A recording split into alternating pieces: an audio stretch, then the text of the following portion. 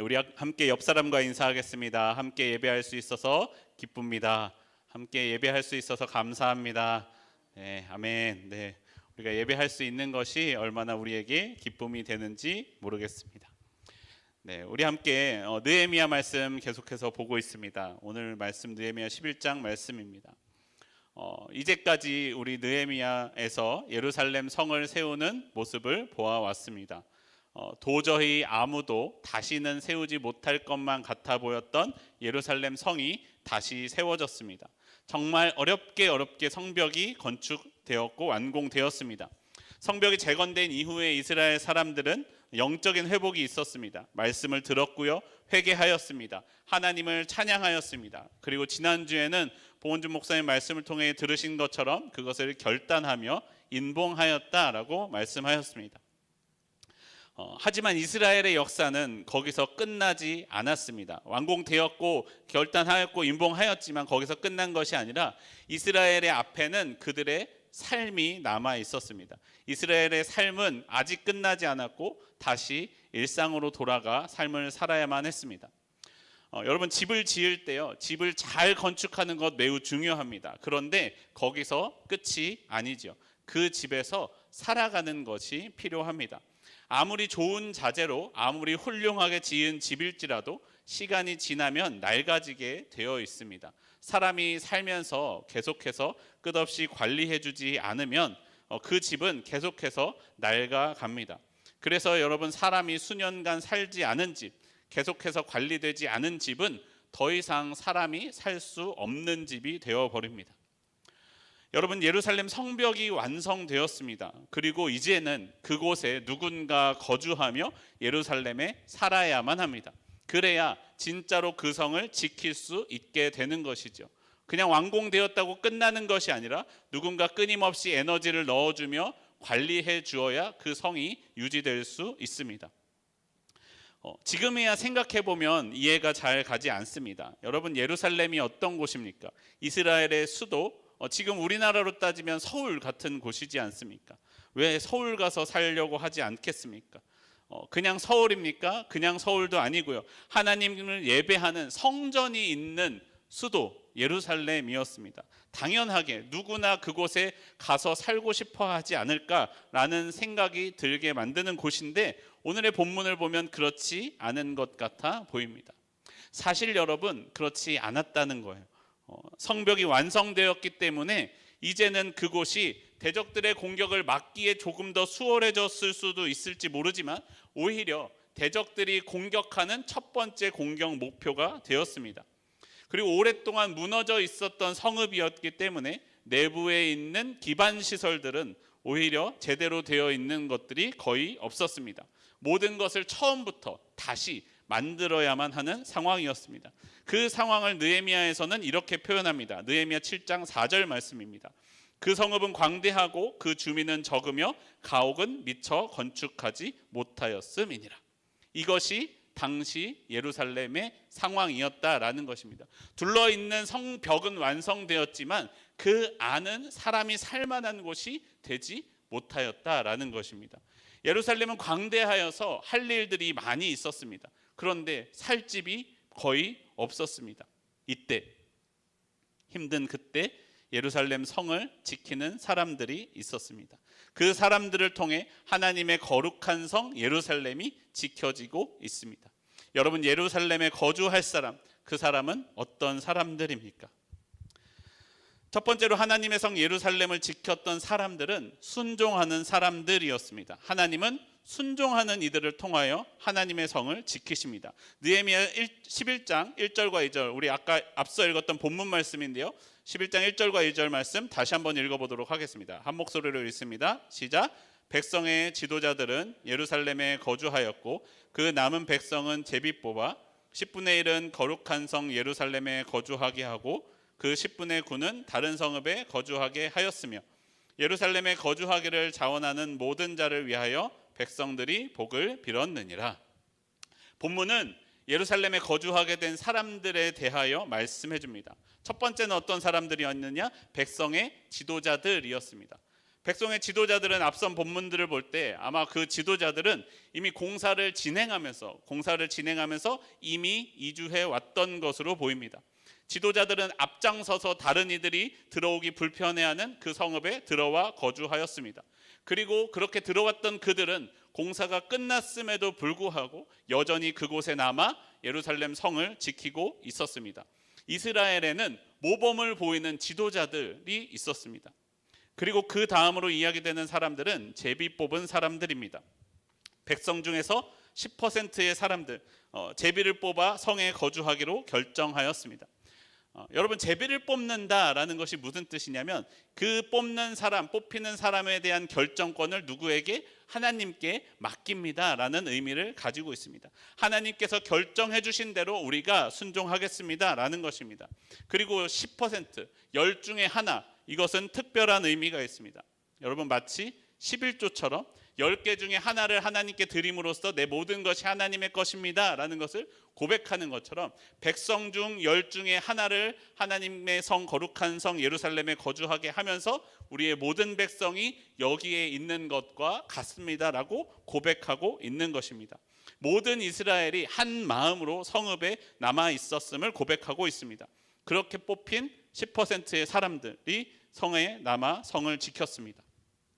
그리고 마지막 세 번째 부류의 사람들입니다. 바로 예루살렘에 거주하기를 자원하는 사람들이 있었습니다. 다른 사람들이 모두 하기 불편해하는 일, 하기 꺼려하는 그 일을 자원해서 하는 사람들이 있었다라는 것이죠. 어떤 분들은 앞서 나왔던 지도자들이나 제비 뽑혔던 사람들이 단순히 등 떠밀려서 성에 남은 것이 아니라 자원하는 마음으로 했습니다라고 본문을 해석하기도 합니다. 분명한 것은 어떤 사람들, 이 불편한 성 예루살렘에 자원함으로써 앞장서서 섬기는 사람들이 분명히 있었다라는 것입니다. 이것이 얼마나 대단한 결심인지 나머지 백성들은 그 사람을 위하여 복을 빌어주었다라고 말씀합니다. 여러분, 칠레 남부에 있는 티에라 델푸에고 지역에 야간족이 쓰는 단어 중에서 이런 단어가 있다고 합니다. 한 번 녹여주세요. 마밀러 삐나따빠이라는 단어인데, 이 단어는 세계에서 가장 뜻이 긴 단어이자 다른 언어로 번역하기 난감한 단어로 1993년에 기네스북에 등재된 단어라고 합니다. 무슨 뜻이냐면 서로에게 꼭 필요한 것이면서도 자신은 굳이 하고 싶지 않은 어떤 일에 대해서 상대방이 자원하여 주기를 바라는 두 사람 사이에 조용하면서 긴급하게 오가는 미묘한 눈빛이라는 뜻을 가지고 있습니다. 굉장히 길죠. 그런데 이 인터넷에 누군가 이 단어를 소개하면서 야, 기네스북에 이런 단어도 있더라 라고 소개하면서 달아놓은 그 글에 많은 어떤 사람들이 댓글을 달았는데 그 글에 사람들이 많이 공감했습니다. 뭐라고 달았냐면 조장하실 분이라고 달았어요. 누구나 해야 되지만, 해야 된다는 건 알고 있지만 나는 하고 싶지 않은 이 사람들을 모으고 중심이 되어주고 챙겨주고 할 만한 그 사람, 나는 하고 싶지 않지만 우리의 가운데 꼭 필요한 그 사람을 뽑을 때 우리에게도 그러한 눈빛이 오고 가는 것이죠. 여러분, 교회에서도 종종 이런 일이 생기지 않습니까? 여러분, 교회에서도 우리가 속도원들을 모을 때 속장하실 분, 속장하실 분 하면은 누군가 나를 대신해서 자원해서 속장을, 교구장을 해주기를 바라며 나는 성도로서, 속원으로서 잘 섬기겠습니다 라고 우리 서로 말하고 싶어 하지 않습니까? 여러분, 다른 사람들이 모두 힘들어하는 이때 속장으로, 교구장으로 섬겨주시는 여러분께 특별히 더 감사를 드립니다. 그러한 섬기는 사람들로, 순종하는 사람들을 통하여 하나님의 교회가 이루어집니다. 여러분, 하나님의 성은 하나님의 뜻에 순종하는 사람들을 통하여 세워집니다.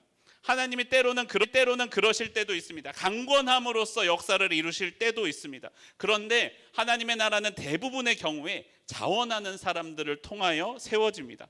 하나님께 복종하는 것이 아니라 하나님께 순종하는 사람들을 통하여 이루어진다라는 것입니다.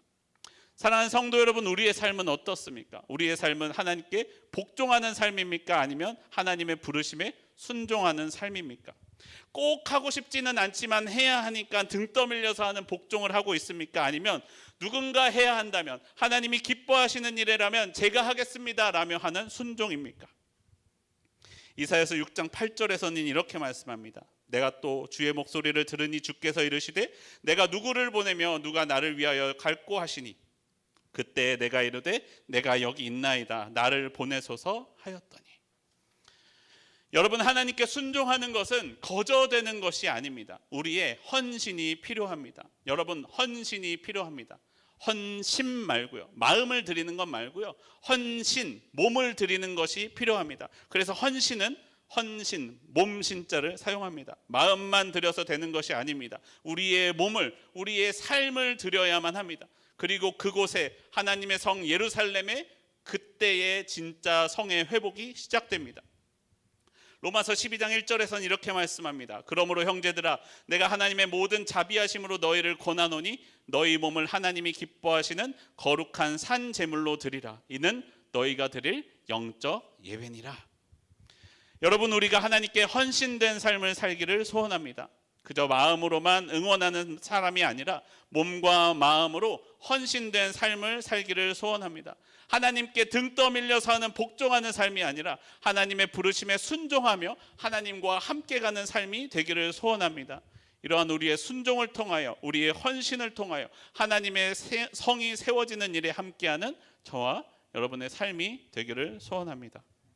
그리고 두 번째로 예루살렘 성을 지키는 사람들은 어떤 사람들인가? 바로 영적인 중심을 잘 지키는 사람들이 있었습니다. 영적인 것의 중요성을 잘 알고 그곳을 지키는 사람들이 예루살렘 성을 지키고 있었다라는 것입니다.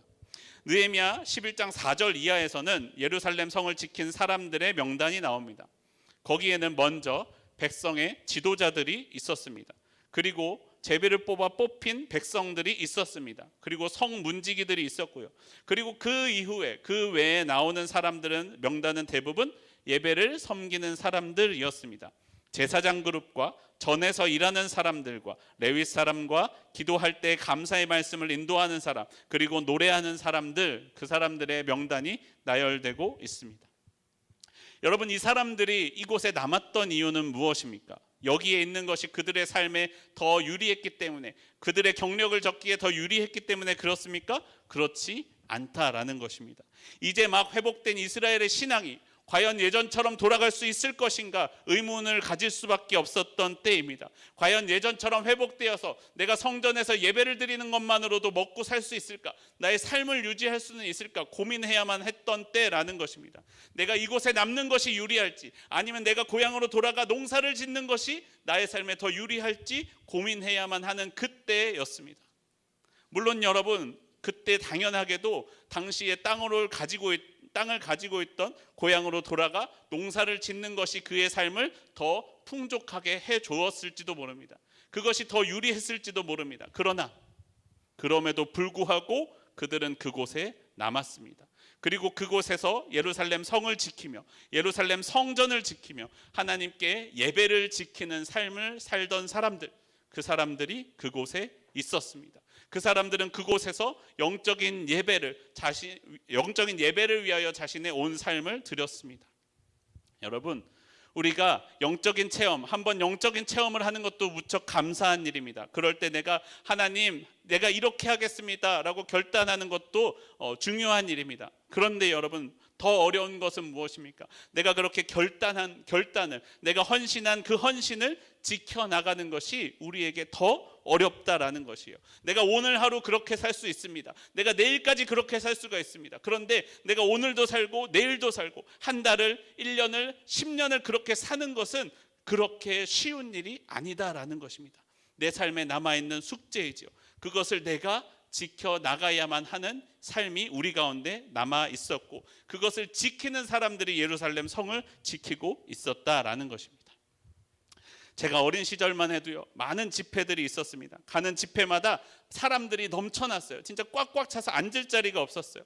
사람들이 말씀을 들으며 은혜를 받았습니다. 회개하는 일들이 있었습니다. 그러면 그 집회들의 마지막에는 대부분 이 강사 목사님께서 우리를 부르십니다. 대부분의 사람들을 부르십니다.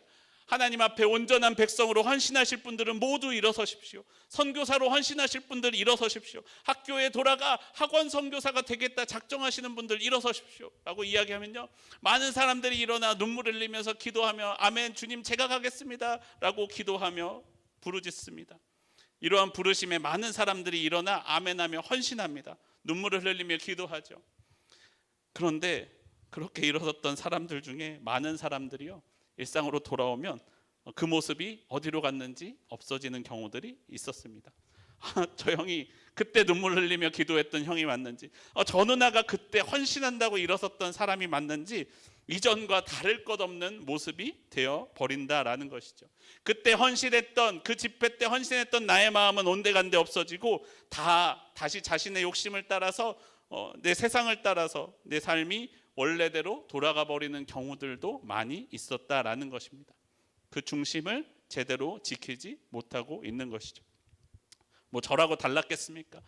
저도 이렇게 눈물 흘리며 기도했다가 세상적인 모습으로 돌아갔다가 또 다시 기도했다가 돌아갔다가 그래도 두 걸음 나가고 한 걸음 뒤로 가고 두 걸음 나가고 한 걸음 뒤로 가다 보니 조금은 더 하나님께로 가까이 가지 않았나 생각해 봅니다. 여러분, 그리고 지금도요, 그때 헌신했던, 그때 진짜로 헌신했던 몇몇 그리스도인들이 지금 우리 교회를 지키고 있는 것이 아니겠습니까? 지금도 한국교회를 붙들고 기도하며 정말로 중심을 잘 지키며 헌신하고 있는 그분들 때문에 우리가 함께 이 신앙을 지킬 수 있는 것 아니겠습니까? 여러분, 우리는요, 우리의 삶을 살아갈 때요, 중심을 잘 지켜야 됩니다. 지켜야 할 것을 지켜야 됩니다. 내가 갖고 있던 것, 내가 지켜야 할 것을 지켜야 내가 갖고 싶은 것도 지킬 수 있다라는 것이요. 내가 지켜야 할 것을 지키지 못하면 갖고 싶었던 것마저도 다 잃어버리게 되어 있다는 거예요. 다 무너지게 되어 있다는 거예요. 영적인 것을 지키지 못하면 여러분, 육적인 것은 분명히 무너지게 되어 있습니다. 이스라엘은 예루살렘을 지켜야만 했습니다. 위험하고 불편하기 때문에, 남들이 다 하기 싫어하기 때문에 모두 다 자기 고향으로 돌아갔다면 예루살렘 성은 분명히 무너지고 말았을 것입니다. 그러면 어떻게 됩니까? 느헤미야의 초반으로 다시 돌아가는 거예요. 성이 없어서 이전에 수치를 당하던 예루살렘으로 다시 되돌아가 버리고 말 것이라는 것이에요. 다시 말하면요, 여러분, 예루살렘 성이 무너지면 그렇게 고향으로 돌아간 사람들도 자신의 삶을, 자신의 고향을 지킬 수 없게 된다는 것이에요. 여러분, 예루살렘 성을 지키는 것이 자신들의 성을, 자신들의 고향을 지키는 길이었다라는 거예요. 예루살렘 성을 지키는 것이 자신의 삶을 지키는 길이었다라는 것입니다. 그렇게 중심을 지켜야 할 것을 잘 알고 있는 사람들이 예루살렘 성을 지키고 있었습니다. 사랑하는 성도 여러분, 우리도 삶에서 때로 선택을 해야만 하는 순간이 옵니다. 영적인 것을 선택할 것인가? 육적인 것을 선택할 것인가? 하나님을 선택할 것인가? 지금 딱 한 번만 눈 감고 세상적인 것을 선택할 것인가? 여러분, 그때 기억하시길 바랍니다. 여러분, 영적인 것을 선택하셔야만 합니다. 하나님을 선택하셔야만 합니다. 그래야 우리의 육적인 것도 지킬 수 있다라는 것입니다. 내 중심에 영적인 중심이 잘 세워져 있어야 합니다. 그렇지 않으면 내 삶이 세상적인 기준으로만 세워지면 분명히 언젠가 무너지게 되어 있다라는 것입니다. 여러분, 우리가 영적인 중심을 잘 지켜나가는 삶이 되기를 소원합니다. 내 삶의 중심에 영적인 것을 지켜나가는 삶이 되기를 소원합니다. 영적인 것을 먼저 바로 세우고 돌아보며 지키는 영적인 사람이 되기를 소원합니다. 마지막 세 번째로, 하나님의 성 예루살렘을 지켰던 사람들은 누구입니까? 바로 이름도 없이 빛도 없이 숨겨져 헌신한 사람들이 있었습니다. 그 사람들을 통해 거룩한 성 예루살렘이 지켜집니다. 여러분, 느헤미야서를 보시면요, 많은 이름들이 나옵니다. 수많은 명단들과 함께 어떤 이들은 그들의 부모도, 그들의 조부모도, 증조부까지 나오기도 합니다. 하지만 그런 특별한 사람들만 성을 지키고 있었던 것은 아니죠. 6절에 보시면요, 베레스의 자손 중 468명 중 한 사람, 8절을 보시면 베냐민 자손 928명 중에 한 사람, 그런 한 사람이 모여 거룩한 성 예루살렘을 지킵니다. 수많은 사람들 중에 숫자 하나로 기록된 그 사람들이 있었습니다. 예루살렘 주민 1850번 같은 사람들 말입니다. 그런 사람들이 예루살렘 성을 지키고 있었습니다. 여러분, 느헤미야서를 읽으실 때요, 이러한 명단들을 읽으면서 재미가 있으시던가요? 은혜가 되시던가요? 아니죠. 보통은 그렇지 않습니다. 왜 그렇습니까? 거기에요, 내 이름이 나오지 않기 때문에 그래요. 내 이름이 나오거나 우리 가족의 이름이 나오거나 아니면 내 친구나 내가 좋아하는 누군가의 이름이 거기에 나온다면 아마 즐겁게 그 명단을 볼 수 있었을 것입니다. 내 이름은 언제쯤 나올까 하며 기대할 수 있었을 것이에요. 그런데 그렇게 특별할 것 하나 없는 수많은 숫자들 중에 하나, 자기의 이름조차 나오지 않는 그 사람, 특별한 역할을 맡은 것도 아닌 그 한 사람 한 사람들이 모여 예루살렘 성을 지키고 있었습니다. 그 한 사람 한 사람이 없었다면 아무리 지도자들이 있었어도 성전을 섬기는 사람들이 있었어도 그 성은 지켜질 수 없었을 것이다 라는 것입니다. 여러분, 예전에 황정민이라는 배우분께서 청룡영화상 남우주연상에서 수상소감을 한 것이 아주 큰 이슈가 된 적이 있어요. 많이 여러분도 한 번쯤 들어보셨을 것입니다. 숟가락만 얹었다 라고 했던 소감인데요, 그분이 이렇게 말씀했습니다. 솔직히 저는 항상 사람들한테 그래요. 일개 배우 나부랭이라고.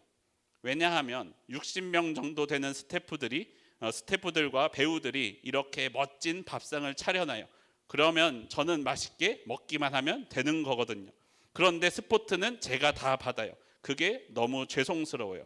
스태프들한테, 배우들한테 감사드립니다 라고 영화 주연상 수상 소감을 남겼습니다. 여러분, 우리는 그렇죠.